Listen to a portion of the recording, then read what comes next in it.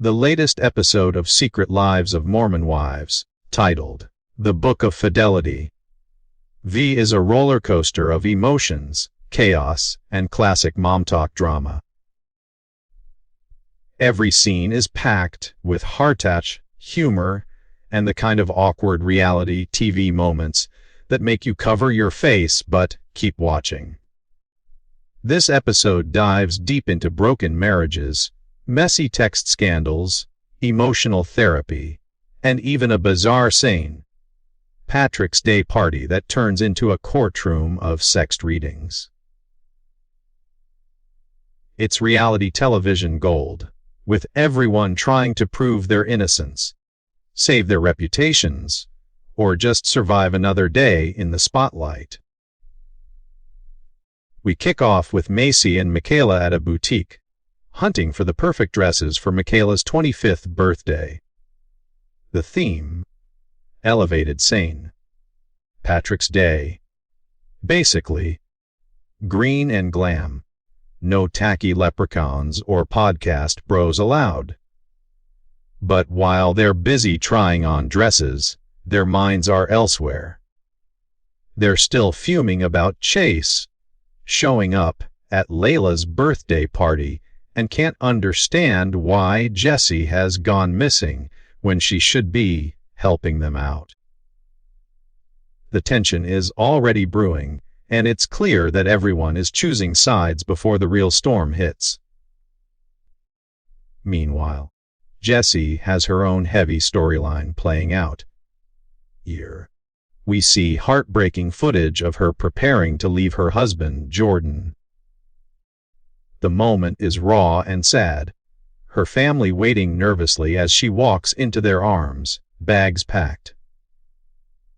There's no music, no dramatic edits, just silence and sadness. Jordan speaks about trying to be respectful and how he's been through hell, but the truth is, their marriage is in pieces. Whether the footage is real or a recreation doesn't matter. It hits hard. Jessi explains that she cheated with Marciano because she was emotionally broken, saying she did what she did instead of just ending things. Her mom doesn't sugarcoat anything and tells her she should have left Jordan years ago. It's harsh but real. Jessi wants to protect her kids. But as viewers, we know that privacy vanished when the Mom Talk ladies turned their family lives into TikTok content. Then comes one of the most uncomfortable yet fascinating scenes of the episode. Taylor and Dakota meeting at a coffee shop. Taylor's fresh off a therapy retreat and emotionally drained. Dakota, meanwhile, is tired after solo parenting for nearly 2 weeks. The two try to renegotiate their co-parenting setup, and Taylor admits that therapy made her realize a lot about herself.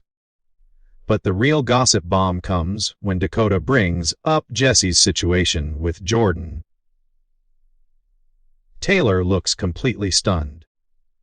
She can't believe what she's hearing, especially since Jessi was the one who always judged her for her own messy love life.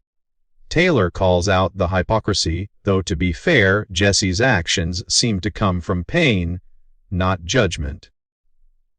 Still, Taylor's reaction shows just how tangled and messy these friendships have become. But the biggest scene, and maybe one of the most jaw-dropping in the show so far, happens at Mikayla's elevated St. Patrick's Day birthday bash. Everyone's dressed in green, trying to keep it cute. But Jessi decides it's time to clear her name once and for all.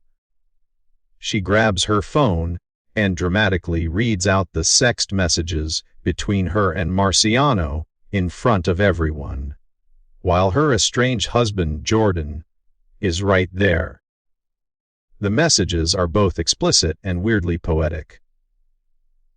Marciano talks about her body, his curiosity, and how he can't stop thinking about her. It's beyond awkward.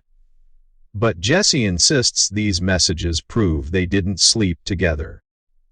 It's one of those moments where you wonder what's worse, actually having an affair or showing your private texts to the entire world on TV. After all that chaos, we get a breather with Jen, who's renting an Airbnb with Zach as they prepare for their baby's birth. Jen plays piano and dances around the kitchen, showing a lighter, almost sweet side of the show. Still, it's confusing why she's putting herself through more public exposure when she could be focusing on her music career. She even plays one of her first original songs, giving fans a glimpse of her talent. Maybe she stays in the show because the influencer world is paying her bills. Those beauty brand deals can be hard to walk away from. Then, we get another fun twist. Mikayla and Mayci decide to play detective. Determined to get the truth out of Marciano, they drive to Beaver, Utah, to confront him face to face. The trip itself is a comedic break, full of bathroom stops and Dr. Pepper-fueled nerves. Along the way, Jessi goes to therapy back home and opens up about her insecurities. She admits she's spent years feeling not good enough, especially in her marriage. She's brutally honest about how social media hate destroyed her confidence, and how she tied her self-worth to the attention she got from Marciano, who was also attracted to her friend Demi. It's sad, but also shows how deeply fame and emotional wounds are connected for these women. Jessi's honesty in therapy is raw and relatable. You can tell she's trying to heal, even if it's messy. Meanwhile, Mikayla and Mayci finally meet Marciano, and it feels like a real life interrogation scene. Mayci plays the calm one, sipping her soda and letting him talk, while Mikayla goes full investigator. She asks straight-up questions about what really happened between him, Demi, and Jessi. Marciano admits he and Demi kissed in Italy, but when it comes to Jessi, he insists they just kissed, and that's it. No sex. He explains that they were drunk and flirty, went back to her room, and woke up in their underwear, but nothing else happened. Mikayla isn't convinced. She keeps pushing for clarity, and eventually Marciano gives a firm no. It's the kind of scene where no one really knows what to believe. Marciano changes his story every time he speaks, blaming Demi for influencing him and saying he lied to protect himself. He's clearly enjoying the attention, but Mikayla isn't buying it. By the end of their chat, she comes off as a total powerhouse.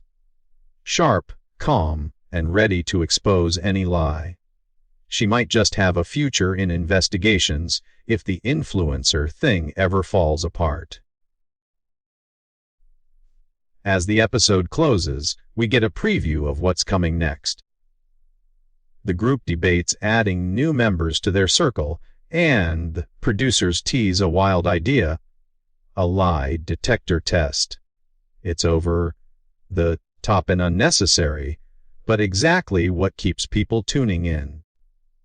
Secret Lives of Mormon Wives continues to be the perfect mix of emotional breakdowns, reality show humor, and complete unpredictability. Episode 2 perfectly shows why this series has become such a guilty pleasure.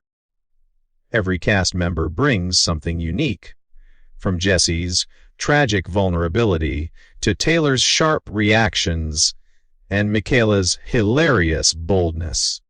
They're flawed, dramatic, and often delusional, but that's what makes them so addictive to watch. The show may be centered around scandals and secrets, but underneath it all, it's really about women struggling with love, identity, and fame in a world where everything is public.